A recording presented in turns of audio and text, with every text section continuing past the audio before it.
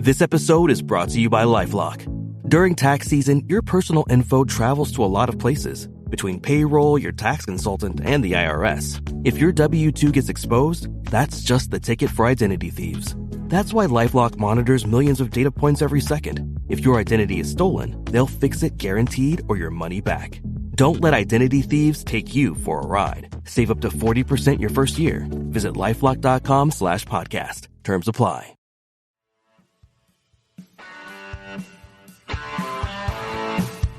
You're listening to Achtung Millwall, broadcasting from the beautiful South Birmingham. Accept no substitute.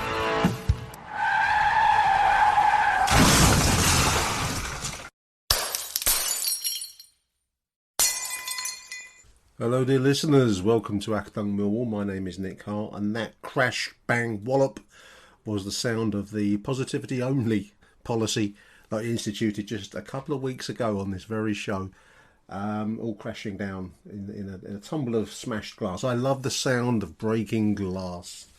Oh, listeners, we speak, of course, in the wake of last night's 5-1 shellacking at Plymouth, home park Plymouth. I must admit I didn't see that result coming. I'm just looking at the team. I must admit I approached last night's game in high hopes. I was actually looking forward to it. I allowed myself the luxury of looking forward to a Millwall match, dear listeners. Since Saturday's excellent win up there at Ellen Road, to be honest.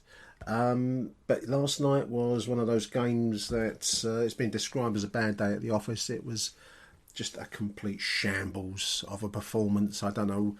I can't actually give you any logical explanation because, as I've just said, looking at the team list, I had no complaints. The only eyebrow that might have slightly raised would have been the return of Lucas Jensen in goal over Liam Roberts, who I thought did nothing wrong on Saturday at Leeds. But I can see the logic of, Jensen hasn't done really anything wrong in the midst of this recent good run of form. So I get why Jensen returned. That's about the only element in that side that I would have said, okay. Back line picks itself at the moment. Joe Bryan, misspelt the team list I got here. Joe Bryan at left back. Byron might have been good. Byron Webster perhaps. Jake Cooper, Jeff Tanganga, and Tristan Kramer back at right back, in for Harding from Saturday's FA Cup adventure.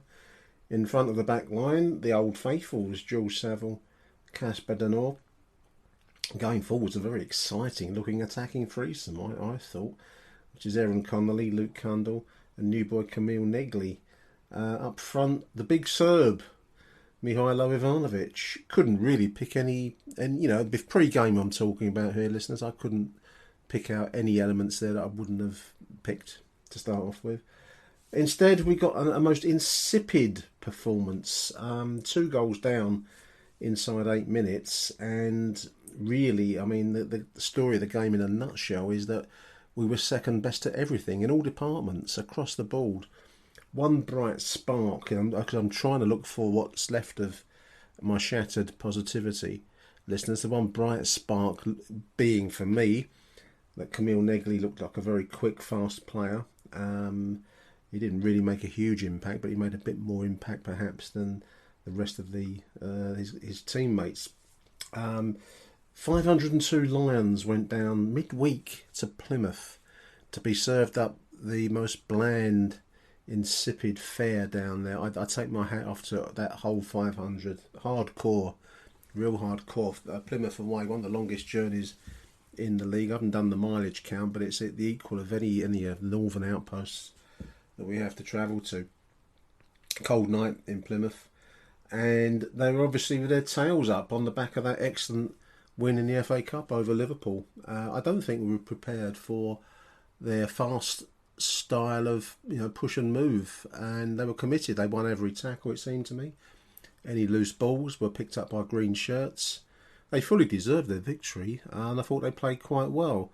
Matched with a Millwall side that looked like they were hungover. I don't know if they've all been out on the sauce because of that win at Leeds, and then the draw obviously away at Crystal Palace in a couple of weeks' time. But I can't believe they have been out on the sauce. But they gave every impression that they'd had a skinful last night, and they were still playing, under the influence, so to speak. First goal, an own goal. Unlucky. I mean, it moved down the left side, crossing from the left. Some have said that Kramer should have done better. I've not actually watched any of these goals back. I'm recording a podcast, listeners, without having rewatched the highlights, purely because I can't bring myself to look at the shambles that we were last night. Maybe Kramer could have done better. I don't know. I haven't seen it since the live action on Sky Plus last night. Whipped in from the left side, across the face of the goal and hits Joe Bryan. Don't think there's much he could have done about it, in truth, and gone in the net. Bad luck to start off with. Sloppy defending, I'll put here. 1-0 down inside 5 minutes. Compounded then by what Alex Neil has described as a soft penalty. I thought it was a fair penalty, to be honest. I mean, fair play to Alex Neil in his post-match comments for his his kind of single-mindedness in saying it was a soft penalty. I didn't think so. Casper Noor put his feet up. The player bravely put his head in where it's going to hurt on a ball into the box, and got a decision. I would have expected it if it had been a Millwall player and the other reversed around. So can't really complain. It was a well taken penalty for 2-0 on 8 minutes. So 2 goals down, and we haven't even made it to 10 minutes. Apart from that, nothing really much to report. There's one Negley shot, Camille Negley, who looked quick, in my opinion, the Dutch Algerian boy that we've signed, 4.5 million. Looked quick. One shot on 17 minutes from distance that was, I think, was tipped over. A nice little run and cross in from the left side by Negley a few moments later. No one in the box to take advantage of the run. I put it down as a beautiful run. But apart from that, it was very little to report to you listeners. I mean, I am trying my best to look on whatever bright sides we can find, but there really wasn't much of a bright side last night. And Camille Negley, for me, was about the only glimmer, faint glimmer, on a very dull night. Plymouth continued to press ahead of Wyatt, straight at Jensen on 28, wild shot wide on 33, half-time 2-0. And I thought we were just totally ineffective in that first half. One shot, decent shot, but the goalkeeper was the equal of it. But if we can come out with all guns firing at the start of the second half, then maybe we can find some spirit. This team has found some spine in recent games. We've had a good run of form lately, but no, we couldn't find that spine at all. In fact, it was a jellyfish performance by Millwall. 3-0 down on 52. Basically, a Route 1 lump down the middle. Slightly right of centre, I suppose. Joe Bryan loses out in a header against the big boy that was playing further forward on the wing for Plymouth. And it fell to their striker, really put it away well. I mean, I'd love for a striker with such brute instinct to take and turn a nod down and fire it at goal. Ivanovic, watch and learn, son, because I thought you did nothing last night. And it might be difficult to pick out, individual players, and perhaps I shouldn't do that because I could name every individual in that side apart from Negley, perhaps, who didn't do enough. But that striker did more than enough, because 3-0 I thought settled the game. There was going to be no chance of us coming back from 3 goals, let alone 3 minutes later on 55. A dire back pass by George Saville, who looked very, very, looked like me playing out there, listeners. By about 50 minutes, I'd be dead after about 5 minutes, let alone 50 minutes. And there's just a dire back pass into the path of the forward. Had an easy finish for 4-0. And I wouldn't have blamed any of the 500 travelling fans who thought, well, let's go home, because that's a long, long way to go to be served up such awful football. A few substitutions on 57. I think Alex Neil accepted the night got away. We slightly livened up a little bit at 4-0. The very sentence is ludicrous, listeners. But we did get a consolation goal via Femi Aziz, who I'm surprised not to see him starting. But then, as I say, I can't really argue with the starting 11, so I'm not going to, put on retro glasses and say he should have done this and should have done that. Shot from distance on 78, but then a few moments later, crossing from the right, which Joe Bryan got into a dangerous position for once. On 79, slotted it home, 4-1. But the game wasn't done. Plymouth, fair play to them. They just kept turning the heat up and heat up on us, and a scramble on the 85th minute made it 5-1 inside our 6-yard box, and we were well and truly thumped. What can I make of it? It was just one of the worst performances I've seen from a Millwall side. Listless, tasteless, everything less, spiritless, you name it, and it didn't have it last night. Where's it come from? I don't know, because I thought the performance at Leeds was very, very good, and we've had some good wins of late, and totally out of the clear blue sky, as has been a bit of a fault of our side in recent years, really. Every now and again we do come up with an absolute mare, don't we? The only other positive, and it's a bare positive, is the post-match honesty of Alex Neil. I've lifted a little bit of the post-match interview the club have posted online. I'm not going to play the full 3.5 minutes. You can get that on the club Twitter feed, on the website. They've not put it behind a paywall. But I've lifted a couple of comments which just reinforce the point that this is a manager, I think, that is honest and at least acknowledges where he's gone wrong. Let's have a quick listen to the main highlights. Gaffer, not our night tonight. How do you reflect on that one? Yeah, listen, it became a bit of a nightmare, let's be honest. So I think from the get-go, I think that we didn't compete well enough at the start of the game. I thought the first goal, obviously we give them a helping hand, the ball flashed across the box, we don't adjust our feet quick enough and the ball ends up in the back of the net. The penalty I didn't think was a penalty, I thought that was really harsh. And we find ourselves 2-0 down, really early in the game, and Plymouth, to be fair, hadn't really had to do much to get there. That's probably my fault, and I need to look at that. I didn't think we played like a Millwall team, shall we say. I thought we just sort of played in front of them, we played passively. We were off a really good run with 4 wins in the bounce, and tonight couldn't have went much worse than what it went. I think for me it's certainly a lesson in terms of the Leeds game, for instance, was more of a tactical game and it was a sort of footballing game. Tonight wasn't it. Tonight it was a bit of a fight and a battle, and I probably hadn't prepped us for that as much. I felt as if we were going to come and sort of dominate the ball. Yeah, listen, I think the players understand they've got to do the basics better than we did tonight. I mean, that was really quite straightforward from their perspective. From my perspective, I've probably turned the dial too much in terms of how I want us to play, far too much. So that for me is a lesson. So what I want the players to do is get it out of the system quickly and go and try and fix it on Saturday. There we are, brutal honesty there from Alex. There's not much more that you can say other than the fact that he's recognised where he's gone wrong. And the players, it's by the sounds of it, also recognise where they've gone wrong. All we can do is take it forward to Saturday. Like I said, I picked out a few tweets. I mean, it's obviously a torrent of this kind of stuff online, listeners. Jason here says, let's be frankly honest, you're not a Millwall fan if you didn't expect something along these lines last night. Not good enough is being kind. It will all be forgotten when we beat Albion on Saturday. Well, let's keep our fingers crossed, Jason. But there is a fair point in there about this kind of flaw in the psyche of Millwall Football Club, that we can somehow raise it for trips to Elland Road and Leeds United, big occasions, and fall over flat on our face against Plymouth Argyle, bottom of the table team, dear listeners. One of the worst defensive records all season. They've made some signings. The commentary team last night were dire. One of them was Terry Gibson, the ex-Wimbledon player, who sounded like the kind of boring bloke that you get stuck with at a party or on a train. You can't escape their endless moaning.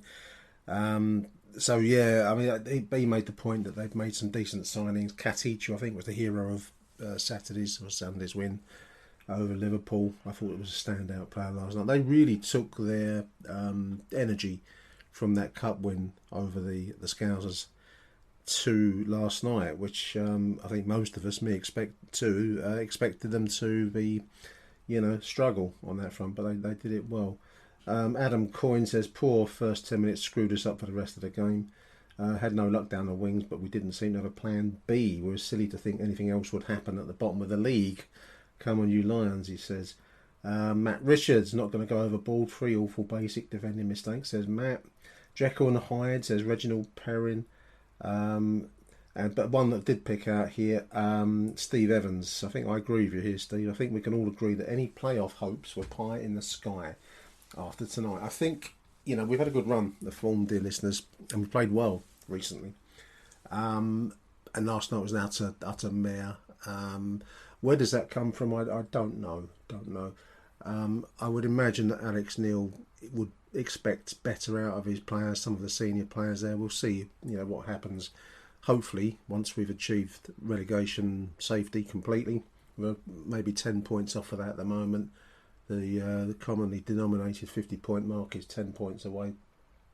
And then we can take a view on where we go with it from there. But anyway, there we are. Just to complete this little section, Dan Wall 06 says he's glad he took 2 days off of work for this. Really glad, he says. Unbelievable. Didn't think we could be that bad, but fuck me, he says. Dan, I really take my hat off to you and to the 500 that went down there on a midweek. One of the longest trips you can have in league football. So well done, mate. And you didn't deserve to see what you saw last night. Now then, listeners, we've got a few voice notes here. I'm going to play you one up to the advertising break. I'm going to play you Mr. Bobby T. Let's go with Bobby. Nick Hart, Bobby T, live from Harrods on the late shift. I'm glad I didn't fucking bother, mate. Fucking bottom of the side, 2-0 down. Plymouth fucking Argyle, bipolar Millwall. Nick Hart, Bobby T, half-time. I'll keep it simple. I said in my last fucking outrage, it was fucking... couldn't beat the big teams. Couldn't even beat the fucking shit bottom of the fucking league. I just don't fucking get it. Nick Hart, Bobby T at Victoria Station. Every single poor soul, every line who went on that fucking coach, every guy who went on the train journey to Home Park, Plymouth, should fucking get a refund. Fucking shocking. Diabolical. 5-1 to Plymouth. Fucking joke. Bobby T signing off. Nick Hart, Bobby T. Just listen to Alex Neil, our gaffer, his post-match reaction and his interview. And let me tell you, Alex Neil, apology accepted. We go again Saturday. There you go, listeners. Outrage in Harrods, Beckenham Junction, Victoria, many, many locations. Big thank you, Bobby. Yeah, one of the questions, those are edited highlights, listeners. So one of the questions Bobby asks is about the Lucas Jensen choice over Liam Roberts. I mean, one thing that does occur to me, Bob, is that Alex Neil, in one of his recent interviews, I think it was with the South London Press, or maybe with the Southwark News, I don't know, News at Den, but he did make the point that he intended to bring in a merit-based selection system. So the better you do in training, the more you prove yourself on the pitch, the more your expectation of being a starter will be, which I thought was a breath of fresh air. Whether this is one of the lessons he's learned, I mean, he's made the point in the post-match interview that there's a lot of lessons he wants to learn out of last night's trumping. I don't know. I mean, none of the goals, in fairness to Lucas, none of the goals were goalkeeping errors, in my opinion. They were defensive errors, which is a different thing. Lucas Jensen hadn't really done enough wrong to be dropped. It's just that I think he was rested for the Leeds game, and Liam Roberts did so well. What was the other game? He started one of the league games, wasn't it? He started for us because I think Jensen was carried a knock. He'd done very well, but I'm not sure that Lucas Jensen had done enough wrong. I don't think he did enough wrong last night to warrant a dropping in his own right. Whether Alex Neil will want to refresh the team, I think he must do after that performance last night. But then again, I've seen managers go with the same 11 but give him a rocket, a closed door, behind closed doors, hairdryer treatment, and then we see a different performance on Saturday. That's got to be the hope, and that's what we're all pressing for this coming Saturday against West Brom. There you go. Big thank you, Bobby T. We're going to take a very short break now, dear listeners, and then we'll be back with some more voice notes after these messages. If you're a maintenance supervisor for a commercial property, you've had to deal with everything from leaky faucets to flickering light bulbs. But nothing's worse than that ancient boiler that's lived in the building since the day it was built, 50 years ago. It's enough to make anyone lose their cool. That's where Grainger comes in. With industrial-grade products and dependable fast delivery, Grainger can help with any challenge. From worn-out components to everyday necessities. Call, click Grainger.com, or just stop by. Grainger, for the ones who get it done. Achtung, Millwall. Hello Nick, Digger Dave here, calling in the morning after the Plymouth game. Disappointing result, obviously disappointing result. To lose in the manner we did is not like us at all. I I think you've got to give Plymouth some credit, though. They're obviously on a bit of a high after what happened in the last couple of games for them. And they'd done their own work, as far as I could see. They'd sussed out that Denor was a key player for us. Every time Denor got the ball, he was surrounded. You know. So, but I see a lot of reaction online from people slagging off Kramer and obviously Joe Bryan as well, the usual sort of suspect there. But the thing is, let's not get carried away here, right? Those guys have played a blinder in the last few games. You know, to come in like Kramer has, take up a position that's not his own, and run with it. New team, new fans, etc. He's done bloody well. And Joe Bryan, for all his criticism, to me looks like a player rejuvenated in the last few games. Obviously last night, not quite that standard. But I think we got to stick by this team. It's no good with knee-jerk reactions and panic and should we have stuck Roberts in goal and why didn't Wes Harding get a look in and all this sort of stuff. Alex Neil's got a system. Alex Neil's also got a lot of new players that he's trying to blood in and find out what they can and cannot do and how they cope. And I think we just got to stick with it here. We're not in a bad place in the league. We just got to stick with it. It's going to be a transitional period. But if we get this right, going into the next season, you know, it could all come good, couldn't it? Anyway, like Corporal Jones used to say, don't panic. Come on, you Lions. TV reference for all you kids out there by Digger Dave. Big thank you, Dave. Good sense being spoken. That's what I like to hear on this show. Knee-jerk reactions is the province of the online world that we live in now. It's not always a good thing, is it? I think people were trying to look for reasons last night, and I'm not sure there is a reason for such a poor performance, because it was a collectively poor performance. I mean, I've mentioned Ivanovic for doing nothing, but I must admit that's an unfair name just to pluck out of the air, really, because I think apart from Negley, who fluttered into the light a little bit during the first half and then fluttered away slightly, I think the whole team were under par. Don't know why. Alex Neil says they weren't prepared for a battle, and that's what Plymouth gave Liverpool in the FA Cup, the Liverpool second string 11, of course. And we weren't prepared for that. So, you know, you just have to kind of take it and move along, really. I do agree about Kramer and Bryan, Dave. Kramer didn't look on it like... I mean, he is a central defender. He's playing in a right-back position. Didn't look so great last night. And Joe Bryan has had a run of really good form. The whole team has had a run of good form, including Casper Denor, who, as you say, Dave, had been crowded out of the game. So I think you do have to take your hat off to the Plymouth and the Plymouth manager, who I thought was outstanding in the Cup on Sunday. Was it Sunday? I think it was Sunday. And was outstanding against us last night, a 5-1 win. And they must have ambitions now to stay in the Championship. And good luck to them. They're a decent team, proper club. And from what I saw of them last night, they've got all the ingredients to remain in the division. We've got to go back to basics versus West Brom. We've got to bring whatever formation, whatever tactics that the manager sets out. If you don't bring 100% spirit to that, you know, that starting 11, and we didn't last night for whatever reason, then you're going to fail. So there we are. Big thank you, Digger Dave. Let's go now to Jim Hackett. Morning, Nick. Jim Hackett here. Thought I'd give it the night and then ring up this morning just to throw a couple of thoughts in there. I felt uncomfortable as soon as I saw the team selection last night. I didn't think it was particularly positive for me. I thought after the weekend, at least the goalkeeper should have stayed in. And even Wes Harding, I thought he played well enough after being in the wilderness to have at least earned a second chance.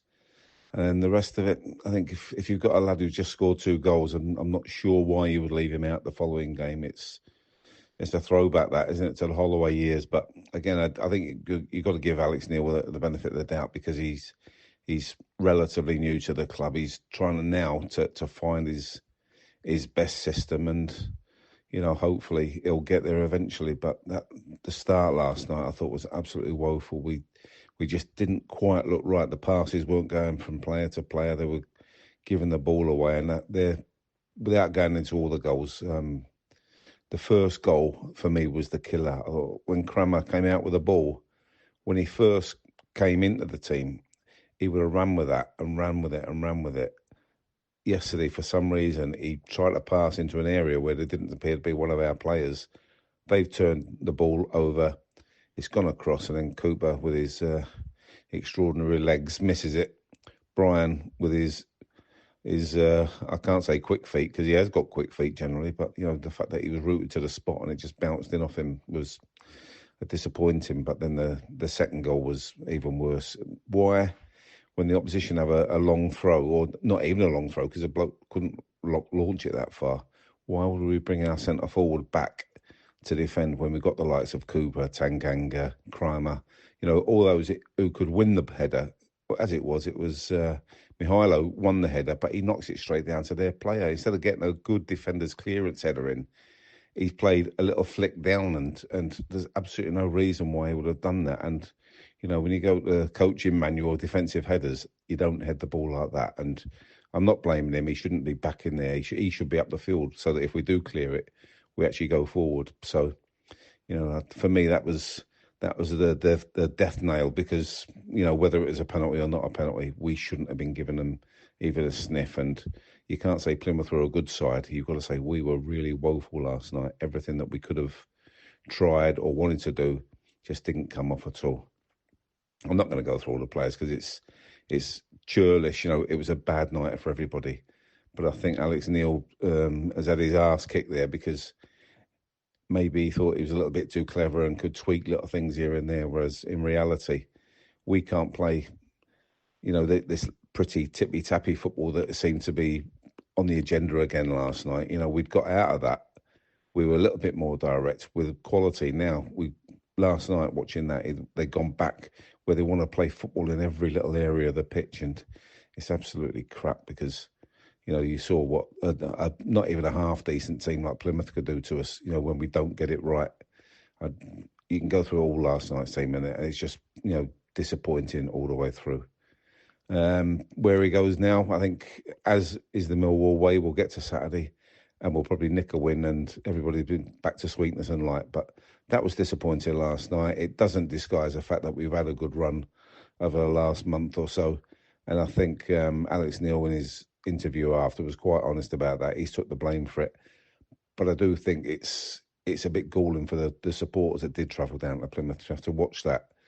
And then afterwards, Alex Neil will say, well, he'll take the blame for it, because it shouldn't be at that point in our season. It should be now that he's been here long enough. He's actually got players in that support the system and the project that's supposed to be going on. So let's just see a team that's back to being galvanised. I think after the Leeds game last week, where everybody's on a high, that is a typical Millwall way of taking us back down, and that's what it's done. But I think he's got enough credit in the bank for people to latch on to the fact that we'll go again Saturday, and I think with the right sort of management, and this is where it is a test of him. If we've got the right sort of guy in the place, then he'll raise them and they'll raise themselves. And I'll be interested to see what the team is on Saturday, because I don't think a lot of the players last night did themselves any favours, and you've got to question, some of them about their desire, their quality, and for me, I think they believe their own publicity that suddenly turned into world beaters. And I think somewhere along the line, now is the time where they will have to stand up and show what they've actually got. So roll on Saturday. Come on, you Lions. Cheers, Jim. Some very good points in there. Certainly was down to earth with a bump, a crash, wasn't it? I take the point about the starting 11 and the changes made. I mean, it does fly in the face of, as we've said already on this show, Alex Neil's stated intention to pick on merit. So yeah, it does. That did bewilder me. But I've got to be honest, Jim. I mean, I didn't really quibble the starting 11, but then I wasn't expecting such a weak, kind of tepid performance as we got. We shouldn't have got. Whether that was the right starting 11, I suppose, is one question, and the result probably answers that question. But I think if we'd have put a little bit more effort and vim into that performance, then it wouldn't have been a 5-1. Shouldn't have been a 5-1 scoreline at the end. Alex Neil does does, in his post-match interview, does mention the I think the tippy-tappy mention. He doesn't actually use those words, but he does say that he's turned the dial up too far on what he's trying to achieve, which I'm going to take to mean he's gone too far down the kind of Pep road of everything's got to be passed. I personally have liked the football we've seen recently, but last night we never even got started with the tippy-tappy stuff, really, because we just looked aimless and too many balls were loose and not enough tackles were won. So I guess at least you've got an obvious change that you can make at home on Saturday, because to be honest, if the manager himself says he's turned the dial up too far, then he's got to turn it back again. So a big thank you there to Jim Hackett. We're going to run two messages together now. We're going to run David Liederkramer, then Craig Jones. Hi Nick, David Liederkramer here. Just giving you a short voice note after yesterday's disaster masterclass against Plymouth Argyle. What it is to be a Millwall supporter. We've both been supporting the club for a very long time, in my case, well over 60 years. And we should really expect this type of performance after 3 or 4 really good performances on the trot. I think it probably was just one of those days in the office, but the truth is that we made some terrible defensive errors and Plymouth didn't really have to do very much. They started with a lot of intensity. We let in 2 goals in 10 minutes. They then set up a pretty effective low block, which we were unable to compete with. And it just looked pretty awful. Negley was quite bright for a while. Aziz, when he came on in the second half, was good, but, you know, it was all too little too late. I suppose the trip down there was a very long one, both for the for those poor 500 or so fans who'd made the trip, and also for the team. But after all, they are professional players, and this is what you have to expect. They know from the outset of the season they're going to have to go down to Plymouth away. Admittedly, not necessarily after a trip to Leeds, but it was just all very disappointing, and I just don't want to go over the top. I think that would be a mistake. They don't become a bad team on one bad performance, and fortunately we're sufficiently clear of the relegation places to not worry about too many things. We're probably only 3 wins away from safety with 15 games to go. So, you know, we've got to be realistic. Hopefully we will continue on an upward curve. This is a blip, but we've got a difficult game on Saturday. West Brom lost. They're going to be up for it, of course, because they're challenging for the playoff spots. They've got more points than we have. And I don't think it's going to be easy, but I expect a reaction. I hope that we can't be as bad defensively as we were last night, but, you know, this is Millwall, so who knows what might happen. I'll be there with my 2 grandsons. They previously have brought us good luck, so let's hope they do so again. And I'm rather bizarrely looking forward to it, particularly to see some of the new faces who we've brought in hopefully perform. I think that's about it. Obviously pretty miserable. And again, well done to all those who travelled. What an amazing trip. What an amazing effort to get down there. And it's just a great shame that they were rewarded with such a drab, poor performance. Anyway, over and out, and come on, you Lions. Hi Nick, hello Acton, Craig calling. Currently in the fan zone at Plymouth. This is my local game, so just the short 53 minutes from Dawlish to Plymouth here. My God, it is fucking freezing here. Oh, cheers. But looking forward to a good game away. Fan zone's quality here, so yeah, it's very, very West Country and ooh, but yeah, looking forward to the game. Anyway, little update later, so catch you later. Well, guess my night peaked as soon as I got to the fan zone. Lucky for me, I managed to get home sooner than a lot of Millwall fans tonight. Fair credit to the 500 Millwall fans who travelled all the way from London to the West Country. Oh my goodness me. I'm probably not going to repeat a lot of what a lot of fans and a lot of people calling in have talked about, but well, where do you start? Honestly, First, I will say fair credit to Plymouth. They looked like a team that I was worried they were going to show up as, which was a team that were on us from the first second of that match. They had a lot to fight for, they had a lot to play for, whereas we looked like a team in the middle of the season with absolutely fuck all to play with and to play for. And that just really was not acceptable. The way that the players were walking off the pitch tonight, having travelled from Dawlish to Plymouth, and a lot of them holding their hands up, saying, yeah, sorry. And they knew 100% that was not good enough. That was not good enough. And my instant reaction to them clapping, well, I'll clap a few of them because I know it wasn't for the waste of effort that they put in. They certainly didn't come out with much, really. Even Joe Bryan scoring a goal meant absolutely nothing. I'm not going to go into in-depth because I think there's a lot that we can easily say that we just did not play to our strengths. We did not play to the high standards that we expect. But they put their hands up and said, sorry, yeah, we knew we weren't good enough. And to bloody right, they were not. And yes, I was probably one of the very, very few who did clap some of them. But at the same time, I was holding up three fingers saying 3 points on Saturday without fail. There is absolutely zero excuse on Saturday against West Brom.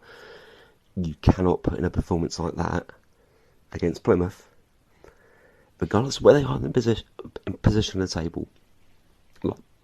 Put that aside. The table means absolutely nothing. It's down to the aptitude and the attitude of the players on that pitch, and whatever was planned for that game, we just were not. We were not good enough. We were not. One thing that I'll finish off with is Alex Neil seemingly taking responsibility for the whole performance. Yes, he does have a responsibility to take ownership over how we played. He's the manager, he's the first team coach, he what he says goes. Even the team selection. It's probably a bit of a surprise that if it wasn't working in the first half, then change it, and we didn't, and we really suffered for it. But at the same time, what do you do when you go 2-0 down in 8 minutes? Like, what the fuck? Like, fucking hell. I'm not really offering any kind of in-depth analysis of the team or the way that we played, but apart from the fact that, come on, it was Plymouth 5, Mill 1. I'm going to have a cup of tea and go to bed, but well done everyone who travelled down from London. I've not had to make such a long journey, but well done everyone who did make it to the game, because you deserve so much better. And I know for certain the team and the management know that. So it's gone, can't do anything about it. We're pissed off, so all the players will be. We need to just get 3 points on Saturday. Straight and simple. Anyway, take care everyone. Cheers, Nick. Thank you, Craig. And before Craig, David Liederkramer. I picked out a great phrase there from David's bit, a disaster masterclass. I like that. That's like something out of Rocky, isn't it? The master of disaster. Yeah, not an awful lot of new stuff you can say about the performance, really. It was a depressing showing last night. Like I said already, it always intrigues me as to why it is that we can have a good run of form against some decent sides and then go and fall over against the lesser sides. I suppose there's a certain casualness that comes into play. I think Alex Neil has said he didn't do the right prep for the match. But David makes the point we almost expect it as Millwall fans. There's some deep psychological reason as to why that should be, but I haven't got the time or desire or energy to really explore it. But good stuff, David and Craig. Also interested, Craig saying that the players held their hands up at the end of the match. Well, yeah, so they should do. Incidentally, listening to the TV, I mean, well done the 500, as Craig has said. Difficult night for everyone, especially those 500 people. But listening to the depression zone that was Terry Gibson, the co-commentator on Sky Plus last night. He actually made it sounded like one of these old gits you get down the pub from the 1970s. They were talking about Camille Negley. As I say, there wasn't much to latch onto, and Negley faded a bit, but he did look quick and fast in the first half. And one move he made, Gibson was forced to say he's a good player, but then he sounded like an old bore, and he said he's a good player, but he wants to be for that kind of money, doesn't he? 4.5 million. And I thought, oh, Jesus Christ, why are we listening to this? Why does Sky have to put these moronic commentators on? There must be better people than these jaded ex-pros that they seem to fall back on so much. Anyway, that's least of our worries, dear listeners. We're going to take a short advertising break. Then after that, we're going to play our show out with Hassan Koulé, Adam Wicks, Lawrence Binney and Rob Woodford. Stay tuned, dear listeners. Achtung, Millwall. Morning, Nick. It's Hassan here. Just thought I'd leave some comments after last night's return to reality result at Plymouth, getting smashed 5-1. Yeah, I've got to be honest with you, I fell into the trap, which I thought... It's funny though, because I've been supporting Millwall for over 30 years now, and if there's an old cliche, isn't it, within our club, you're not Millwall if you think you're going to go to the team bottom of the league after 4 straight wins and lose. I was torn. I had half a feeling we would lose, and I was half confident we would win. It was really weird. I looking on the last few results and performances, I thought, you know what, we can mix and match this team and we can still put a performance out and win a game of football. But last night, if anything, proved we got that completely wrong. In terms of the team lineup, you can't argue against it. A lot of people online were pattering for Roberts to start. I personally thought Jensen wasn't at fault for any of the 5 goals. I actually thought the 5th goal, the guy kicked the ball out of his hand. He looked like he had 2 hands on the ball. The other 4 goals, he couldn't do nothing about it. They were good finishes. In terms of the other personnel who came in for the ones who played on Saturday, I mean, maybe Aziz could class himself as a little bit unfortunate not to have started after his 2 goals up at Leeds, but he's just coming back from injury. Kramer at right back. I think first of all we need to take a step back a little bit. We have been found out. We're not as good as we think we are. This team still needs to improve. Let's give Plymouth their due. They've done a job on us. They play 3 centre backs with wing backs, and none of our fullbacks could get forward, especially Kramer. Let's face it. Ever since he's come into the side, he spent as much time in the opposition's area as his own area. And last night, every time he tried to get forward, if he beat the wing back, there was a centre back on his arse. So they certainly done their homework. Let's give them their due. And let's face facts, they wanted it more. You can tell from the first 5 minutes. You know, they won every second ball throughout the whole game. And unfortunately, every time they went forward, it looked like they were going to score. And I don't think that was down to us just being poor. They were set up very well. They were motivated. They beat the champions elect over the weekend, and it was funny because I don't follow other teams, but when I saw the game at the weekend when they beat the Scousers and their centre backs, they're absolute man mountains. You got one that looks like, you know, with his little ponytail, you think, you know, but he's a big bloke, and you got the other geezer who got his tooth knocked out. Absolute beasts of defenders, and I was half fearful just on them 2 alone. I thought, you know what, are we even going to get through this back line? And you know, they have improved. The results in their league is picking up. They beat West Brom the other week. They drew away at Sunderland. They beat Brentford. They beat Liverpool. So it was always going to be a hard game. But to concede 5 goals like that, it's a little bit. It's sickening, really. I thought they were fortunate in the first 10 minutes. If you ask me, they had 2 fortunate goals. They were lucky with the own goal. That could happen to anyone. I mean, Cooper missed the ball. Brian didn't know nothing about it. It wasn't his fault. Penalty. I mean, I saw Alex Neil's interview afterwards, and he said it wasn't a penalty. To be fair, if you're going to do that in the penalty box, you run the risk of giving a penalty away. It's one of them. I think we all know if it was the other way around, it would never be given. I personally think the FA have given referees a memo not to give us fuck all, and he put it away perfectly. And I mean, we huffed and puffed. Negley had a good shot, which was tipped over. He tried his best, had no joy on the wing there. I think a lot of players were below par last night. Cooper looked so slow. I believe it was the 4th goal.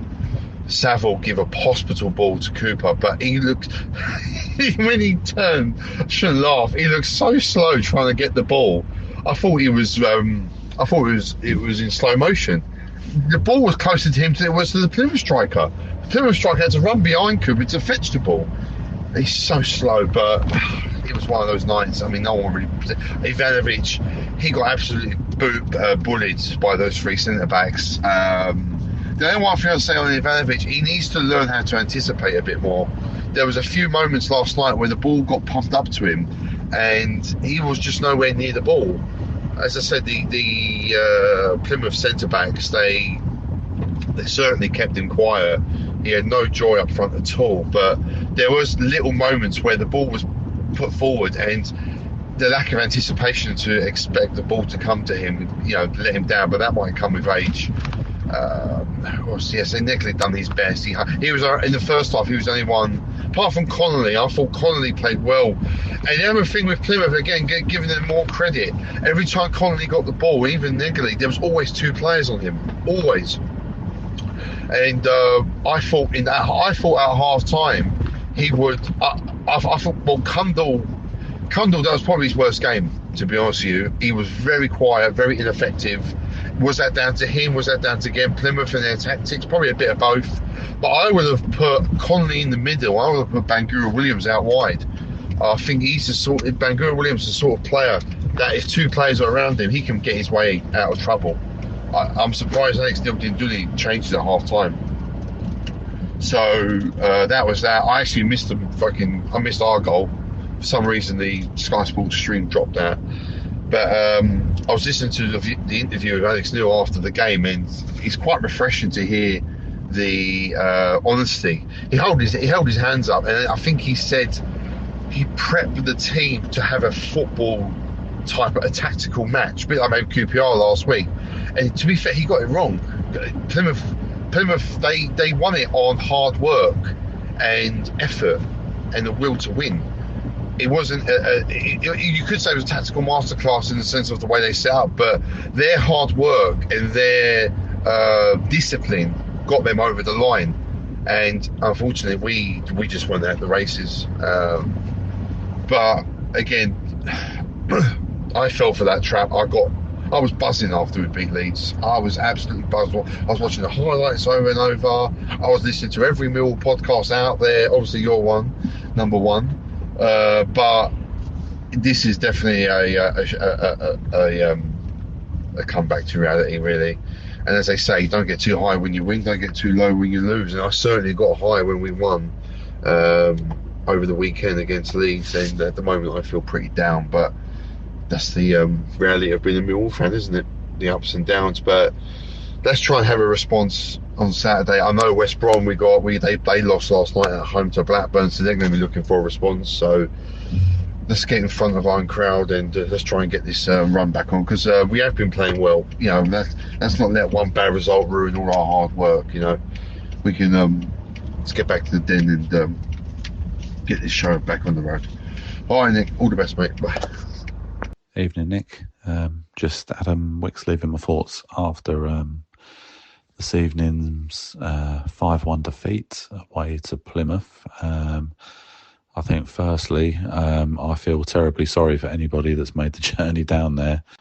I know we normally have one absolutely gutless performance a season, and that seems to be it, doesn't it? It just always happens to us when we're in some sort of rich vein of form. I don't know if it's just a Millwall. Well, probably it's just a Millwall thing, isn't it? But yeah, I don't think there's. Well, I'd say maybe Aziz slightly comes out of that with some slight credit. He was slightly forceful when he came on, but I don't think anybody else, comes out of that with any credit at all. I think they all need to have a serious look at themselves, because that was Plymouth were everything that we weren't they? They were. I think sometimes we're very critical of ourselves without acknowledging what the other side did well, and I think Plymouth did everything I would like us to do in a home game. To be fair, they were right at us. They didn't give us a second on the ball. They were quick. They were direct. They defended well when they had to, and they exploited us ruthlessly, didn't they? We just had the air of a team that looked like we thought we were just going to turn up and win, which is pretty inexcusable, I think. But yeah, honestly, that was Edwards, Joe Edwards, worthy gutless level, wasn't it? On a sort of clueless level, setup wise, application wise. It's baffling, isn't it? How professionals can just turn up and serve that up, like just for each other. I mean, if that was people I work with, I'd be absolutely apoplectic with rage. I really hope there's some sort of inquisition going on at the minute, and a reaction on Saturday. There needs to be a big one, because home crowd are not going to put up with being served anything remotely bordering that sort of performance. Yeah, that's about it really. Anyway, onwards to Saturday. Going to be a tough game against West Brom, but we're going to need to show up, aren't we, and be counted. I think just one final thing. I think anyone blaming Jensen for that is a bit, that'd be idiotic in my eyes. I think he's, I'd say he doesn't always fill me with the most confidence, but there's not a lot he could have done with any of that. And I think there's a lot of other players far more culpable in what's gone on. Anyway, on to Saturday. Come on, you Lions. Right, Nick, it's Lawrence Binney here calling in after Plymouth Argyle 5, Mill 1. Well, we've had a good run, but I think after 140 years of this little experiment known as Mill FC, I think we can all agree it's come to an end. I'd like to thank everyone for their participation, their involvement in the club, various owners, jam workers that founded the club, dockers that kind of formed the lifeblood of the club in the area for so long. And I think everyone can pat themselves on the back for a job well done overall. Well, our ups and downs, but I think it's time we all said our farewells. I mean, also you'd think maybe, given the reactions to our result tonight, a real shocker of a performance, one that we probably haven't seen since we lost 4-0 to Ipswich in an equally abject display. I don't think you can read too much into tonight's result. And in as much as I was urging caution after the Leeds game, and maybe kind of putting a few qualifiers and caveats after our performance at Leeds, I think you can take a similar tack in the opposite direction tonight. We've come off the back of 4 straight wins, signed some good players. I think we're moving forward generally as a club, both on and off the pitch. Been But yeah, tonight we just got it all wrong. There was something in the air, something intangible, I think. Probably not helped by Plymouth getting a famous win over the league leaders at the weekend. But it just, from the off there, it kind of felt like it would be Plymouth's night. Our shape off the ball was terrible. I don't think we accounted for Plymouth's intensity. I don't think we thought they would play with that sort of energy and press us so high up the pitch, and we didn't really get to grips with it. The collapse in the second half was, I think, the truly disappointing part of the night, where we looked so disorganised, and it was back to sort of that aimless hoofball, and without any of the defensive solidity that we've come to recognise as our staple over the past, 10 or so years. But it's just one of those things, isn't it? I suppose if I'm being particularly pessimistic, I do worry that maybe we might try and change too much too fast and end up in an Edwards situation with players who don't feel comfortable playing the ball out, and getting caught by players or by opposition teams who like to press us and know that we're liable to give up possession if they do that quite high up the pitch in dangerous areas, which happened a lot tonight, especially in the second half. But then I also thought there was some green shoots at times in the first half. Some of the kind of one-touch combination play was really nice, especially in the early stages, even if it didn't really create any direct chances. Negley looked bright, although you can tell that it's going to take him a while to get up to scratch in terms of the physical part of the game. Conley looked bright as well on the other flank. With Ivanovic, it totally wasn't the right game for him tonight. I do feel like with him, I kind of just, I like him to get, some of that Morrison tonic down him, I'm thinking about that game against Wickham, maybe about 15 years ago more like now, where Morrison was really struggling when he first came to the club. And he had a real shocker of a display against Wickham at home. We lost 2-0. And I think Michael Calvin in his book describes a scene where Morrison apologises to the Wickham defender for knocking him over. And at half-time, Kenny Jackett takes Steve Morrison to the side and says, what the fuck are you apologising for? Next time tell that cunt you're going to break him in half. I think if Ivanovic added some of that ferocity, some of that physicality to his game, he'd turn into a real player. But we have to remember that he's still young, he's still developing. So yeah, we're a team in flux. Playoffs was. I wouldn't just say playoffs was unrealistic. I think the talk of the playoffs was detrimental for this fan base. We seem to be in a really, and I don't know if it's it feels like a new thing where we are really temperamental at the moment. Like the past few seasons, I think we're at a bit of a crossroads as a club where we can't decide if mid-table solidity is good for us. Historically, it is at this level, or if we should have higher ambitions. And I think it's created a culture of entitlement amongst some of our fans, and I don't think social media has helped. So yeah, I was very, very wary of the playoff talk, because I think it just leads to like a really disproportionate backlash after results like tonight. And it's not just the younger fans who don't remember going up to Saltergate in the mid 2000s when we got relegated to League One, had Kevin Braniff up front, and we lost 5-1 to them, which saw us rooted to the bottom of the table.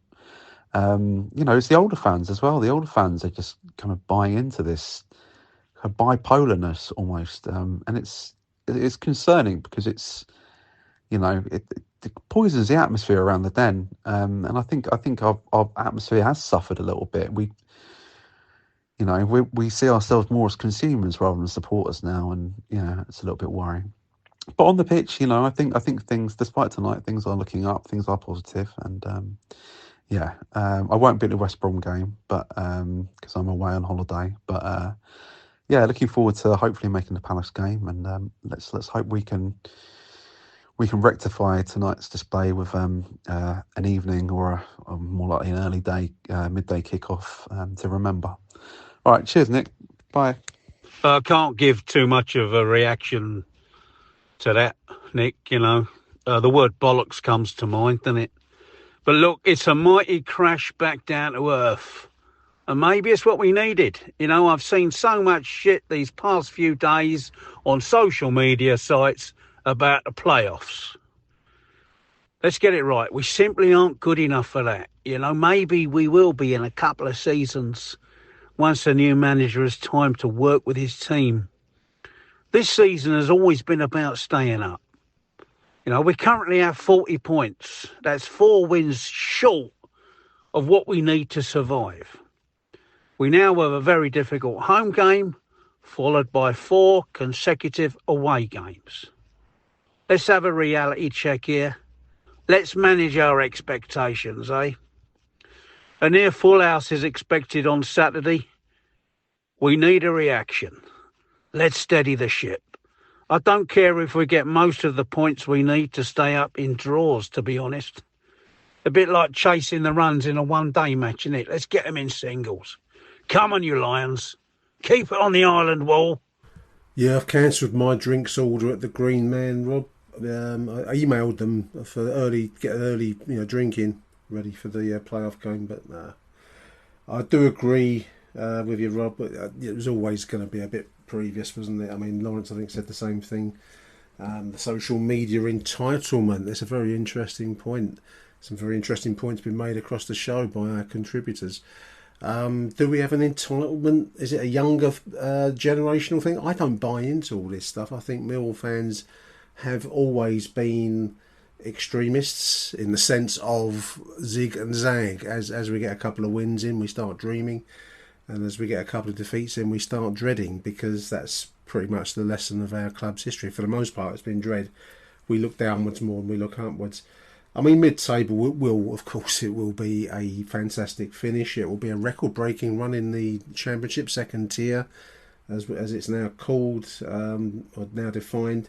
So if we can achieve that and maintain our position and look to build on next season, that will be a good season. That doesn't really play well on the old TikTok sites and with the kids out there that want to have sensation all the time. That's a societal problem, boys, and I don't have a solution to that. All I can say is that if you're a Millwall fan, then a mid-table in the Championship finish is a pretty good season. Some great content there. Big thank you to Hassan before, Lawrence and Adam as well. I also like the word Joe Edwards-worthy, Adam. I'm going to use that more often in my everyday speech, and that will baffle a few people out there. That was very Joe Edwards-worthy, that performance last night. Anyway, big thank you to everyone who's contributed to the show. It's a difficult show to do, in all honesty. It's a really weird thing for 5-1 loss, dear listeners. I don't think I had anything to really grab onto in a Millwall sense. There was nothing to report other than the fact that we were defensively inept across 90 plus minutes. The bright sparks were very, very flickery bright, dim almost, and there wasn't much else to really lay into. I don't think any one particular player let himself down. I think everyone played under par, and you get what you get at this level if you underestimate your opponents. And I think that's really what the lesson of the whole game was. There we are, dear listeners. I just want to close out by thanking everyone for contributing. I want to thank you too, dear listener, for tuning into the show. I really do appreciate it. We're able to make a good donation this month to the Lions Food Hub, which is what it's all about. I also want to say thank you to everyone who's bought one of our t-shirts, our Achtung Millwall t-shirts on noonelikesus.co.uk.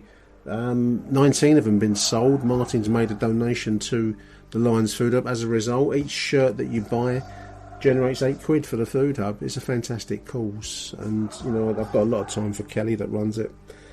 And I know for a fact that the support they give to local families is much needed and well appreciated. So we give all of our advertising revenues over to charity, to the Lions Food Hub, and we'll continue to do so. That is what we do on this show, dear listeners. So big thank you to everyone. Do check out the t-shirts, noonelikesus.co.uk. I've had enough, dear listeners. I'm going to close out the show there. I should be back at the weekend, hopefully with better news after the West Brom game. But until the next edition of Achtung Millwall, thank you for listening. Thank you for tuning in. Arrivederci Millwall. Bye for now.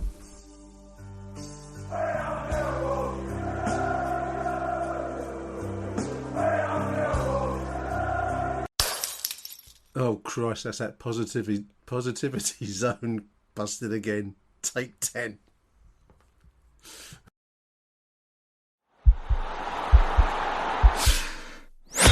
This podcast is part of the Sports Social Podcast Network.